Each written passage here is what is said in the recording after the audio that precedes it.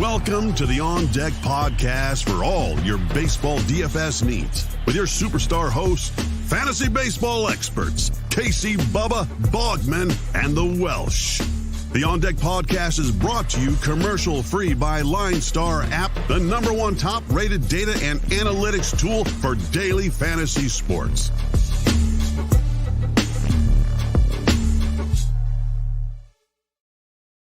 And welcome back, everybody, to another episode of the On Deck podcast brought to you by the wonderful people at LineStar Sports. Make sure you check them out on Twitter at LineStar app and at LineStar MLB. You won't regret it because they tweet out all kinds of cool stuff, including a chance to win some free merch. Eventually, we'll start hitting home runs again, I promise. You can also download the app in the Apple App Store and the Google Play Store because you won't regret that either, because you can get all the tools you need in the palm of your hand to build your winning DFS lineups. It's been sharp. It's been on point. So I recommend checking that out as well. You can find myself on Twitter at BDentrick, and my co-host tonight, he was on with me about a week ago or so. You can find him not on Twitter, but he's at LineStar Tyler. Tyler, how we doing, man? I'm well. How are you guys? Thanks for having me back. Yeah, thanks for being able to join me on a kind of short notice today. I appreciate it. So absolutely. Yeah, it's going to be another fun one. And, why not have you join me for a full 15 games? It's going to be another wild one for us. Yep, that's it seems like Bogman only wants me to come in on those ones. Yeah, he's like, yeah, I'm going to take this one off. We've been doing 7, 8, and 9 game slates. We're going to just give Tyler the 15 games. So let's have fun. And then when, people don't get to see the behind the scenes stuff, we start talking before the show and Tyler looks at the pitch and goes, oh my goodness. I'm like, yeah, it gets better. So it's going to be an absolute joy of a slate we have on tap here. But crazy Thursday night. For a quick recap, everybody that was chalky went off pretty much. So that's the quickest recap I can give you. Absolutely. And You nailed it right there. J-Ram had 3 stolen bases, if that tells you anything you need to know. So I said something in the chat when he only had 1 hit, and I'm like, he's gonna break the slate with 1 hit. Yep. Yeah. It's crazy because I don't know what he was on FanDuel. On DraftKings where I play, he was like 27% owned in my tournaments. And so he went off. Scherzer was 54% in my tournaments. Yeah. He went off. Sale was almost 40%. He went off. So you just start going through the motions here. It was a pretty thick night out there. But totally. We'll see what happens. We're not going to waste too much more time, though, because we got 15 games to get to on this slate. So we will start things off, Tyler. We'll start things off in Pittsburgh with the St. Louis Cardinals at the Pittsburgh Pirates. We have J.A. Happ versus Dylan Peters, over-under of 9 on this one. Happ is 8K on DraftKings. He's 81 on FanDuel. Peters is 62 and 74. Happ has pitched really well against Pittsburgh his last 2 times. Do you dare go back to him a 3rd time? Nope. I don't want anything to do with him. Yeah, it's tough. It's like part of me looks at the rest of the slate and goes, but then I'm like, yeah, no. I just stick to my guns. Like I always fade Patrick Corbin. That worked out for people on Thursday. Just keep to your guns and see what happens. Like I always say the Pirates offense is bad, but it's better than you think. They put up 11 runs on Thursday. So like anything's possible. I don't expect 11 runs on Friday, but you never know. So it's definitely better than most think.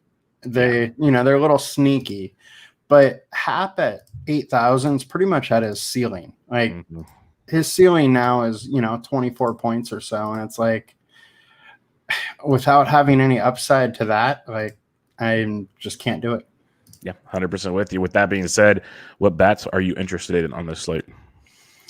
In this game, I will take either side. It's a 9 over-under. It's one of the higher ones on the slate, so I definitely do like this game.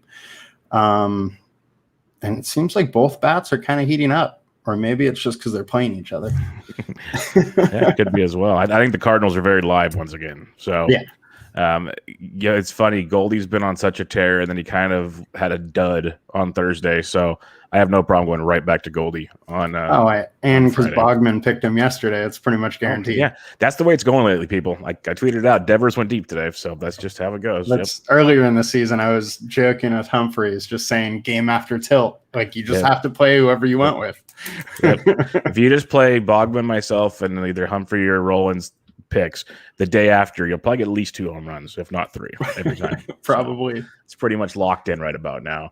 So yeah, I got no problem going back to the Cardinals against Peters, who I don't see doing too much in this game, let alone lasting long in this game. And you can always attack Hap. I think guys like Switch Hit and Brian Reynolds gets overlooked in these games. So there's a little bit to like in this one for sure.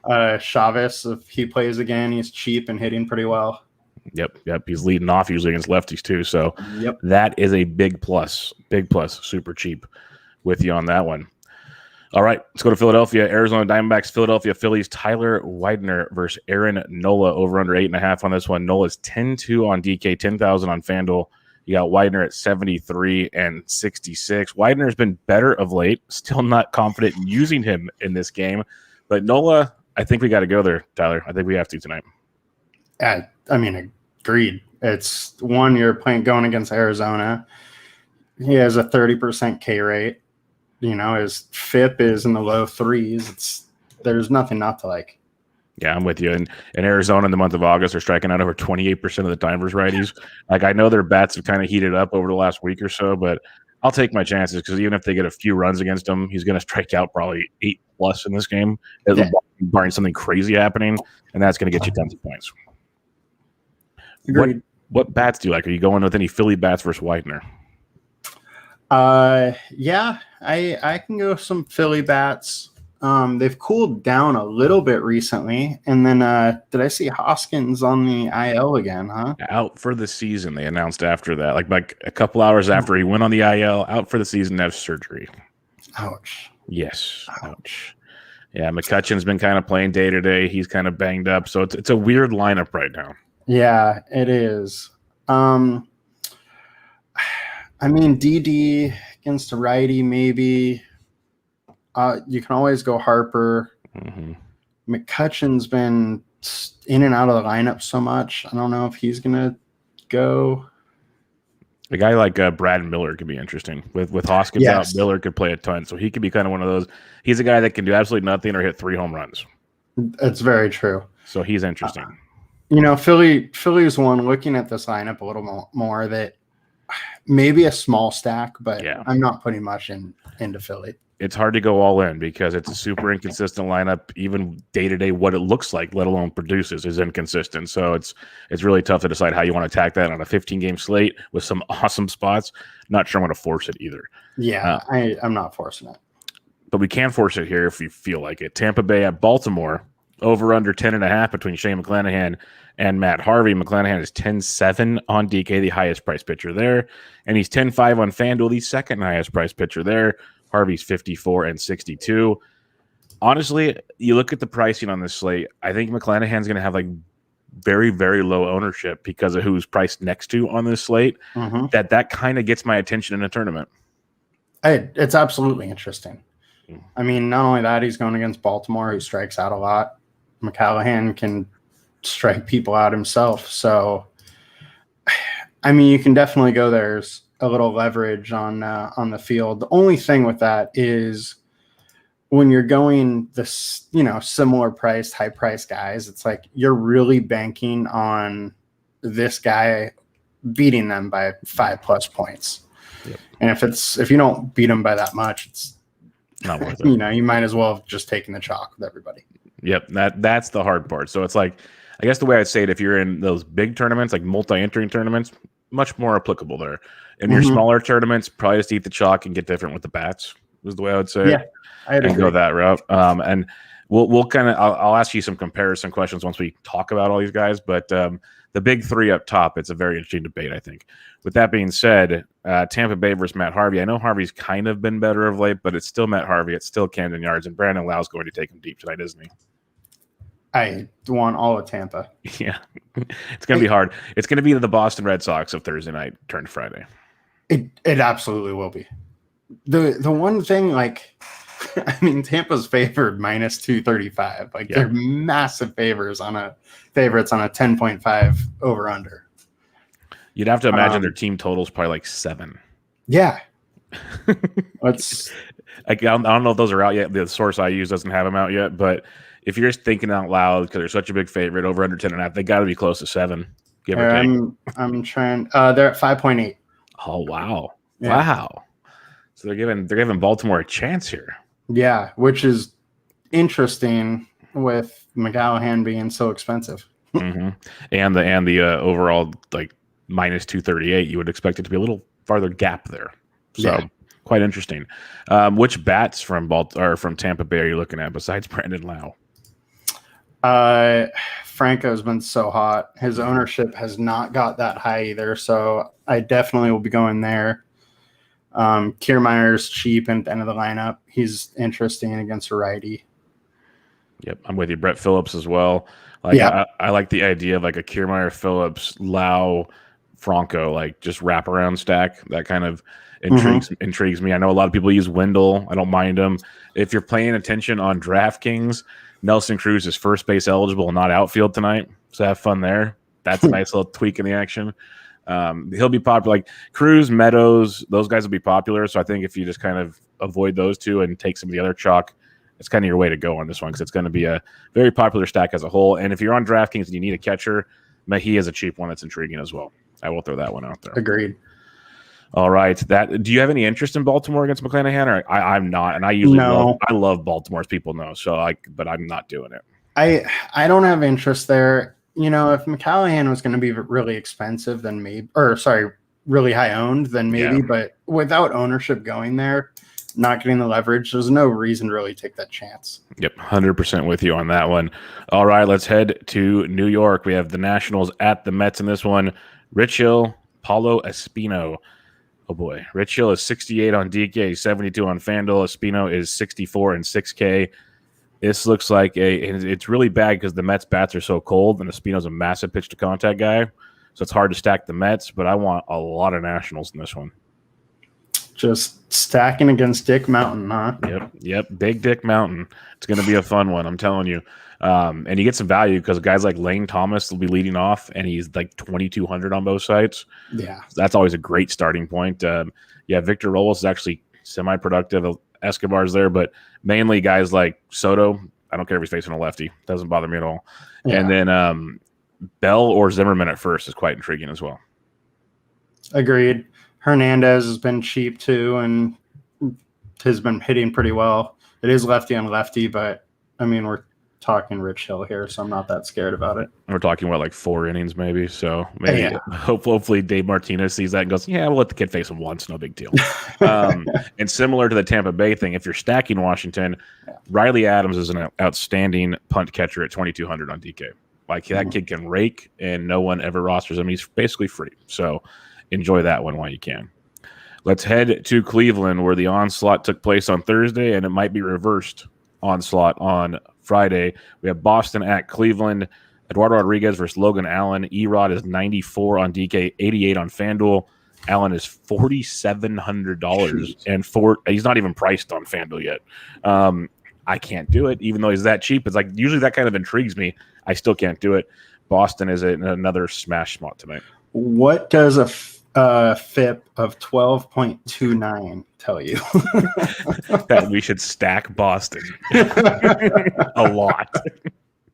And the question I have for you then is, how popular is Bobby Dolback going to be tonight? Oh man, he's got to be so expensive, or so not expensive, popular. Yeah, I mean, he's so what cheap. do you put up? 43. His price is at 3,300 for tomorrow. Righty, lefty. Yeah, everybody's going to be there. Yep, everyone's going to be there. It's going to be the usual suspects, but sadly, I think Hunter Renfroe is still going to be gone on bereavement leave. Like back-to-back great options for him. Yeah. They got Kiki Hernandez is always interesting. Keep an eye on Bogarts. He was out with the wrist, kind of messing around with him. Yep. But the big boys are all going to be there, and it's going to be Allen's not going to be long for that game, and that Indians bullpen is not good. So, agreed. Do you have any interest in Eduardo Rodriguez on this game, though? I've liked him all season. He just hasn't been pitching very well lately. Walks are bothering him again. Yep. It's if he's able to keep that down, then he has that K upside. But with the walks giving him trouble, I don't know if I can go there, or at least that very much of him. Yeah, I want a little bit, just because we know what he can do. And this Cleveland offense, like we talked about before the show, I know a lot of people are in the same boat we were. They stacked them like every night this week, and they finally came through on Thursday. So we know how hot and cold this offense can be, and they strike out a lot. So like Erod, we've seen him give up 4 runs and still strike out 9 and put up 20-plus points. Like, he can be productive. So I'm intrigued at 94 if you want to save some cash on the guys up top. But I get it. Do you feel like stacking against him, or are you just going to kind of avoid Cleveland? I'll probably kind of avoid Cleveland. I would expect their ownership to be a little bit higher than it should be, probably, just because they went nuts again last night or tonight. So I'm probably just kind of avoiding both with having a very little bit of E-Rod. Okay, that makes sense. Toronto at Detroit. Steven Matz, Matt Manning over under 9.5 on this one. Matt's 82 on DK, 8,000 on FanDuel. Manning 58 and 6,000. I'm not taking either pitcher. You have interest in either one? Man, pitching is so bad on this. Horrible. Just eat the chalk and be different with bats. It's the best I can say. Yeah. I say stack it up. Yeah, stack it up. Give me all of Toronto. Yeah, all of Toronto is very good. The one piece I'll remind people to play because they never do. And with a righty on the mound, please play Corey Dickerson because he's basically free. Do that. That'll make your lineup different already. But I will also say I want Detroit. This is one of those ones on this slate. This is where you can get different with your bats. In the month of August, they are like second in all of baseball against left-handed pitching. They are destroying left-handed pitching. It's crazy what they're doing. And they just took it to Matt's his last time out, and I don't see that changing this time around. So if you want to be different, get some Detroit Tiger bats in your lineup. So. Agreed. And, I mean, stacking them allows you to get to 2 high-priced pitchers, too. Yeah, and it's one of those things, it's like when I always say be different, like when I talk about Pittsburgh or Baltimore. So Baltimore's sometimes different, but those kind of bad teams, you don't have to go like 6-man stacks or 5-man stacks. Go like 2 to 3 guys. Just that little tweak is all you need. So do that. But Robbie Grossman has been red hot. He'd probably be one of my main focuses. Jonathan Scope versus a lefty because no one rosters him because he's expensive. And if you want to go some Candyman, I don't hate it. Gaz Cameron's back too. So they have some cheap pieces that you can kind of mix and match and see where you want to go. All right. San Francisco Giants, after sweeping the Mets, head to Atlanta, who somehow had 2 days off in a row, which is absolutely like the gift of the gods this time of the year. And we got a good matchup here. Kevin Gausman supposed to be coming off the COVID IL. He had side effects from the vaccine, going up against Max Fried. Gausman is 99 on DK. He is not priced on FanDuel because they do not believe he's going to pitch. Max Fried's 87 on DK. He's 96 on FanDuel. That $8,700 is going to be quite intriguing tonight, Tyler.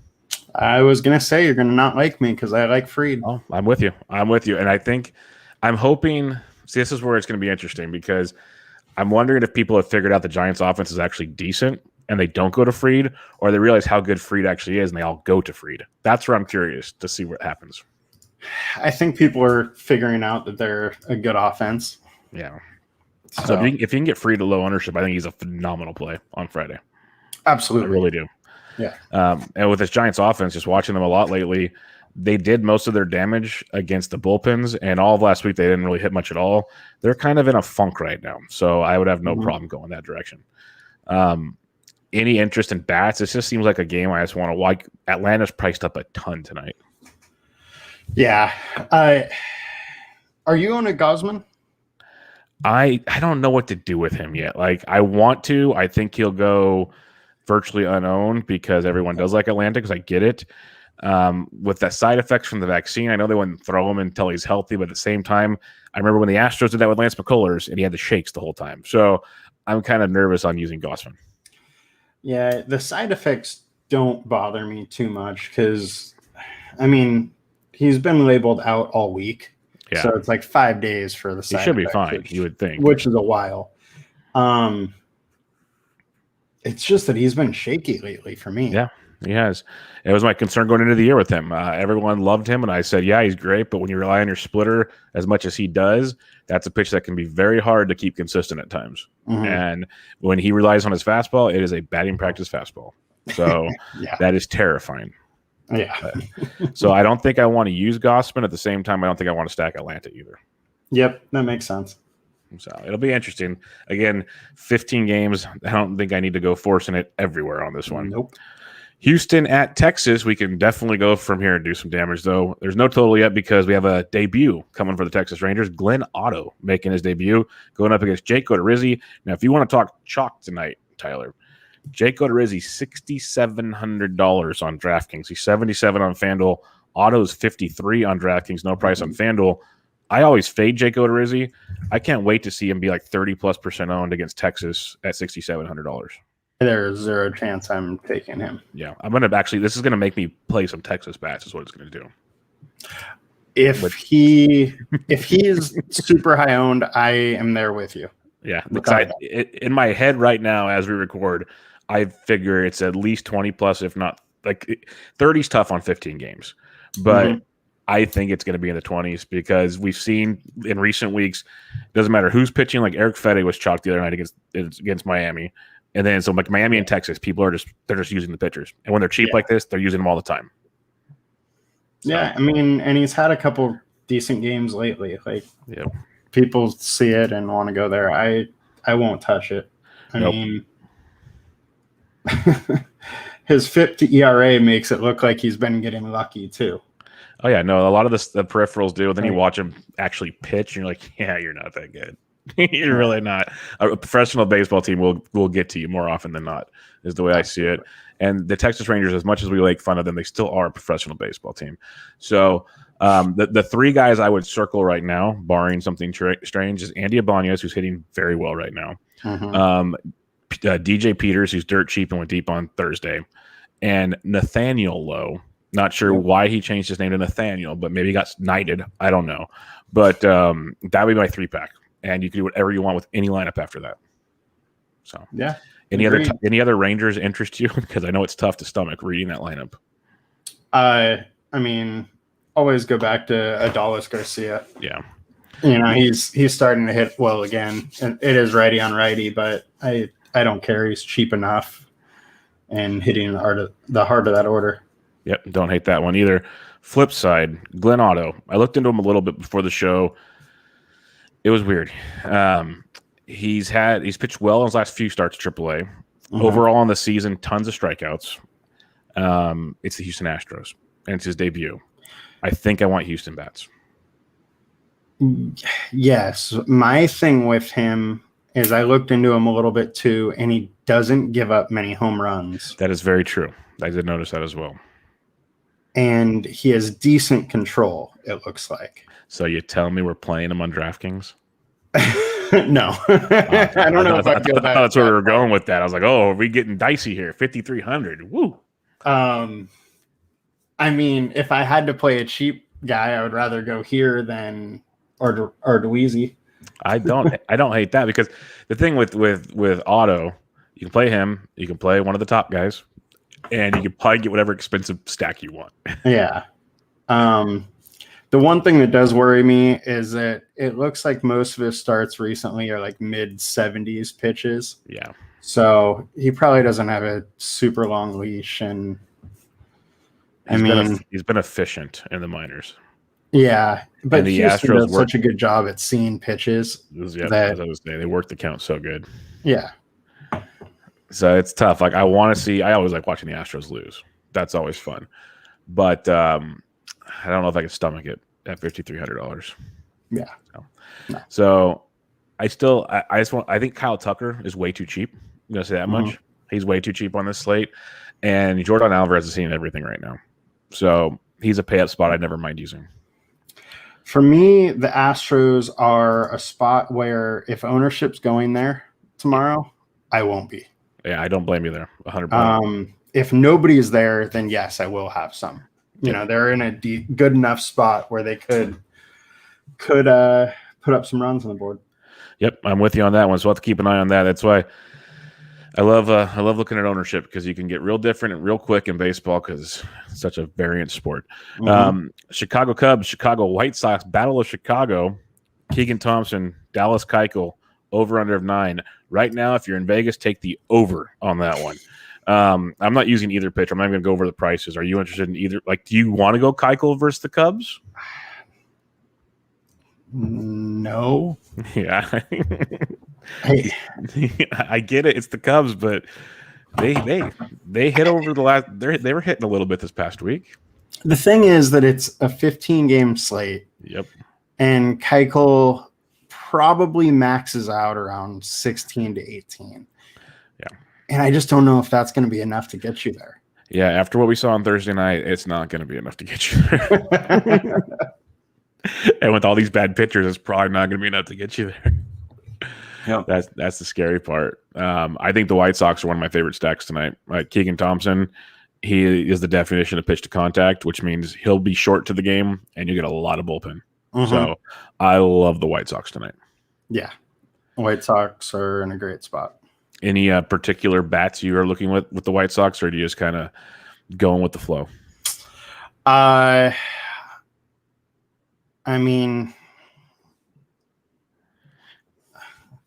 I wish Keegan was a lefty. Yeah. That would just be insane. I'll go good one for sure. Abreu, Eloy, usual suspects, and then probably sprinkle in some of the back end of the order guys just to get a little cheap. Yeah, I'm with you. Like Timmy Anderson's back, but if I have to start with three guys, I want Lubob, Eloy, and Abreu. I know they're expensive, but they're all swinging ridiculously hot bats right now, and they're going to be very popular. So you're going to have to get different elsewhere.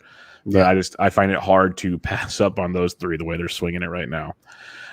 Chicago side, though, I will say, if you want to go like Frank Schwindel for cheap or some of these right-handed bats they have, I don't hate it because Keuchel's been a mess lately. So I could see it being interesting, but I want to focus on the White Sox. Agreed. All right, Milwaukee at Minnesota on this one. Eric Lauer, Andrew Albers is making a start. Wow, what a time to be alive. Over under 9.5. Lauer is 9K on DraftKings, 8K on FanDuel. Albers is 55 on FanDuel, 6K on DraftKings. Are you going to Eric Lauer on this one? On FanDuel's price isn't bad, actually. There's no way I'm going for him on DraftKings. Yeah, not 9K, no. But 8K on FanDuel's interesting, maybe. No, I still can't get there with the one pitcher site. There's too many better options. All right, with that being said, are we stacking against Albers or are we getting some Minnesota bats? They're really cheap. I will stack against Albers for sure. Yeah, Milwaukee's had a couple tough matchups lately, but I mean, they've been hot for weeks on end, it seems like. Yeah, I'm with you there. Keep an eye on Willy Adames. He's missed the last 3 games with a calf injury, so that's a big bummer. But if he's out, I mean, probably means Luis Urias is in, which is cheap. Yep. So that's good. You got Avi Garcia. Any other Milwaukee Brewers of interest in your stacks? Yelich been starting to actually swing the bat, so he's a little interesting to me. Yeah, I saw a wonderful tweet today with one of those fancy Fangraphs graphs showing his launch angle all of a sudden is improving again. His ground ball rate's going down just like he did in his MVP season. So maybe something's switched for like a September run coming up here. We'll see. And his price is finally in the 4s. Thank goodness, because for a while there it got a little crazy. Yeah. Little crazy. But let's go to Anaheim. San Diego at the Los Angeles Angels of Anaheim. No total on this one as we got Joe Musgrove going up against, it looks like Phil Naughton. I'm not kidding. I've said this earlier. This is the 3rd different pitcher I've seen DraftKings have for Anaheim tonight. So I don't know who they're throwing yet. It's a crapshoot. Betting sites don't have him up. FanDuel doesn't have him up. We know Musgrove's going. I checked MLB.com too, and they still had TBD. So yeah, Musgrove's 96 on DK, 92 on FanDuel. Are you interested in going with Musgrove versus that Angels offense? I am. Nice. Tell me why. Because people are like, I'm not disagreeing with you, but people are going to be kind of cautious after watching them go off in Baltimore, not realizing they're not in Baltimore. It's like Toto, we're not in Kansas anymore. It's that outside of Ohtani, that lineup really is not that dangerous. Yeah. I'm with you. It's, like they got to beat you just singling you to death, and that's not going to happen with Musgrove, I don't think. No, I think Musgrove is in a pretty good spot. Probably one of your better cash game options on this slate because it's such a messy slate of pitching. So I think that's a very, very good look there. The San Diego offense has been a mess as well. Are you interested? But we don't know who they're pitching, but I'm guessing it's a bullpen game or a minor leaguer making his debut. So it's going to be likely a good situation for San Diego. Are you interested in giving them a shot on this slate, or you're just like, you know what, I'm going to go elsewhere? I am interested in giving them a shot. I mean, we have a couple guys that are, pretty cheap with Myers and Nola and Hosmer. So you can get a stack fairly cheap with some hitters that are really quality just because they've been slumping a little bit. Yeah, I don't hate that at all. Two guys that I love using with in San Diego because most always go Machado, Tatis. I get it. I like going with Cronenworth and Grisham because they usually hit like 4 or 5 or 5, 6 or something. Yep, and they're cheap. Yep, they're cheap. And what do? They drive in Tatis and Machado or something. And so I think they're kind of ones that get forgotten about, and I like those ones quite a bit. And I love the Myers call, especially 2 of the 3 pitchers I've seen mentioned are left-handed. So that's a great spot for Myers to obviously go to. So I'm with you there if that's the case. Mm-hmm. All right, going to Oakland. Somehow was an offensive explosion on Thursday night between the Yankees and the A's when it looked like it maybe, I guess Caprillion and Taillon weren't too surprised. We will be surprised on Friday. Garrett Cole, Sean Manaea, over-under of 8 on this one. Cole is 10-5 on DK, priced less than McClanahan, but he's 11-2 on FanDuel, priced more than McClanahan. You got Manaea, who is 84 on DK, 86 on FanDuel. Manaea's been good for this year, but he's kind of struggled of late. I'm not going to use Manaea, but how much Garrett Cole do you want? I'll definitely have some Garrett Cole. The Oakland bats did wake up a little bit tonight, but I'll definitely still have some Cole. What are your thoughts on Manaea?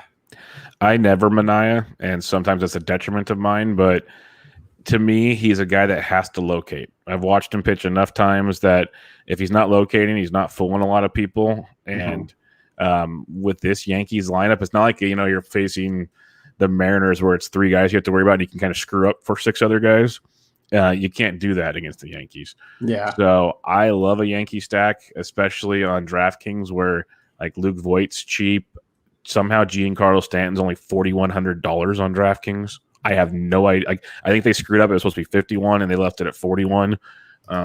So I don't stack Yankees often because most people like that play stack the Yankees because that's just popular. Yeah. But it's hard to avoid tonight. Yeah, I pretty much never stack them, and I love picking on them with pitchers because they strike out a lot. Yep, I'm with you there. And that's where the angle, again, it kind of goes back to some earlier pitchers we talked about. If you're doing a multi-entering tournament, I could totally see the appeal of Manaea. Mm-hmm. I get it. I usually just play 3 maxes, so I won't have any Manaea at all. Yeah. But what's your interest in potentially using some Yankees tonight? Because it is a pretty nice spot. Yeah, I mean, Giancarlo's way too cheap, obviously. He's going to be super expensive at that, super high owned on that. He should be. Price. Yeah, he should be for sure. Yeah. But I mean, you can go him and LeMahieu and either Gallo or Judge, and it's a pretty cheap 3-person stack. Yeah, it's not too bad. The Yankees have had so many guys in and out of the lineup that they haven't had them all expensive yet. So that's the other reason why they're usually pretty popular. So that's, again, it's like you said with the Astros, though, if we see ownership and they're going to be popular, I won't have any at all. Totally. So we'll have to wait and see. But if you're playing cash, play Giancarlo at that price tag. That's all I have to say. For sure. Because everyone else is going to, so you're going to really cry when he does something. Yeah. Two more games on this slate to wrap things up. Before we get to that, make sure you guys go to iTunes and give a wonderful rating and review. As I always say, it's 5 stars. If you do 5 stars, you can give all the constructive criticism you want. But it's got to be 5 stars. And then also go to the YouTube channel to watch this wonderful podcast on the LineStar YouTube channel. Give it a subscribe and a thumbs up and share it with your friends. We'd really, really appreciate it. 2 more games. Colorado at the Los Angeles Dodgers. We have Kyle Freeland. We know that much for Colorado. He's 7K on DK, 68 on FanDuel. I've seen Mitch White, but then apparently he pitched 2 nights ago in AAA, so that's not happening. Mm-hmm. I'm seeing Andre Jackson right now, who threw 4 shutout innings his last time out in a spot start. Was pretty good. Who knows who it's going to be?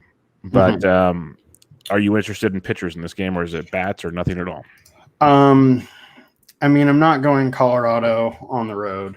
Mm-hmm. I just try and stay away from that as much as possible. The Dodgers bats, I don't have a problem going to. They're good. Freeland's been pitching pretty well lately, but I still think it's the Dodgers. Yeah, Freeland's been sneaky good. So it's the old line, the Dodgers you can use any night because they can hit anybody. So I'm with you there. And Betts is back. Yeah, Chris Taylor, Justin Turner, they're getting healthy. So it's kind of scary what they can put out there right now. And to me, it feels like since they made the trades and guys have been banged up, they really haven't gone on like a crazy offensive bench yet, like they had for a while there. So I feel like that's coming sooner than later, and they're just going to start clicking. It's going to be terrifying as a Giants fan. So if you want to go with them, sure. I'm not attacking Freeland, but I totally get it. Last game of the evening, Kansas City at Seattle. We have no total on this one either. We have Logan Gilbert versus Chris Bubich. Bubich is 65 on DK. He's 83 on FanDuel. Gilbert is 77 on DK, 8,000 on FanDuel. The caveat I'll say is on DK, I can see Bubich as an SP2 if you need to. Otherwise, I love bats in this game. Yeah, Gilbert's really fallen off in the last few starts, but he he's good, man. No, he's very good. Like I've rostered him so many times, season long, DFS, you name it. I'm wondering if the league's got the scouting report on him and now he's got to come back and fix his pitch mix, or if he's kind of getting burnt out because the season's getting longer than he's used to. That's what I'm wondering. I got so lucky in a season-long trade. Somebody offered me Hatter for him and Rendon before Rendon was out for the year. Literally, I took the trade. The next week, Rendon was out for the year, and then Gilbert just totally fell off. Yeah, you lucked out in a big way right there. Yeah. Big way. Yeah. Are you going to use Gilbert tonight? I might have a little bit of him. His K rate on the season is like 26%. The Royals strike out around 22%. So there's some upside there at 7,700. So I may have a little bit and just hope he has a bounce back. I don't hate it. To me, he definitely has that big 20+ point upside. So that is very good. I see it in tournaments. Part of me also wants to keep running these Kansas City bats out there. Like they're getting it done. Like Nicky Lopez and Benintendi are cheap to go with the expensive Salvia and Witt, and no one rosters them ever. So it's intriguing to me to use them. Flip side, I do like some Seattle bats too. Yeah. So I'm with you on that. There. All right, recapping things real quick before we head on out on a 15-game slate Friday.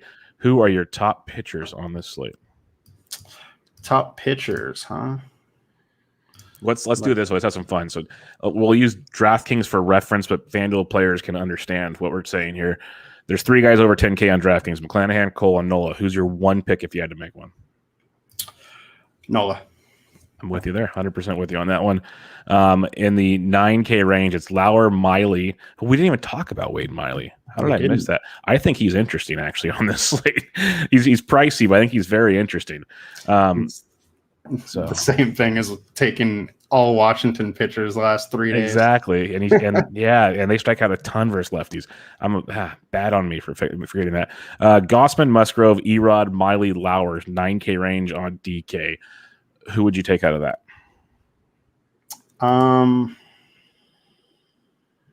I'd probably go Erod. Yeah, I think Erod's got honestly the highest ceiling in that group. We've seen him go bananas. Like if he just somehow limits the walks, he could put up 7 with like 2 runs and 10 Ks against these guys, and that could be electric at like virtually no ownership. So yeah, but you like Musgrove too. I like Miley. So there's some room here if you want to pay down a little bit. So don't hate that. And since I didn't mention it, at least I'll come back and say this much. On FanDuel, Miley's only 88. I think that's actually a decent value on FanDuel. I think that's not too shabby. Yeah, not bad. And then what cheap pitchers do you want? I don't need to go through the rest of them because most of them stink. If we put Fried in that last 9K category, I would take him over everybody else too, by the way. Okay. Good point. I actually think Zach Thompson is kind of interesting at 7,500. I think Gilbert's interesting. And that's about it. Yeah, I think Thompson's always got some big strikeout upside. It's do you want to go up against the big red machine is the question. Yep. Same with Gilbert. Like they both have similar pedigrees. They're young, so anything can happen. So that's a very intriguing. But yeah, when you get cheaper, it's like Bubich. I can see an argument for it. Doesn't make me feel warm and fuzzy or anything, but it's tough down here. It's tough in these streets. So value bats is the way I'll go. What stacks are you looking at on this slate?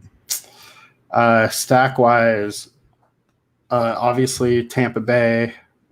Don't mind St. Louis. I like Boston.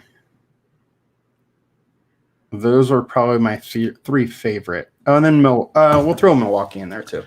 Yeah, I like those ones. Don't mind them at all. My other favorite one would be the White Sox. Big fan of the White Sox. Going up there against Keegan Thompson. Have some fun with that as well. And then a Toronto-Detroit game. Quite interesting. Yeah. All right. The point of the evening everyone waits for, or the point of the podcast everyone waits for, the home run calls of the day. And how do you get the home run calls of the day? You follow LineStar on Twitter at LineStar app. You can follow LineStar MLB too. Recommend following both. And they'll tweet out the home run calls of the day for tonight's slate. Myself, Tyler, and Roland. Man, it's a whole new party up in here for a Friday. It took me a second to make sure I got the right names out on that one.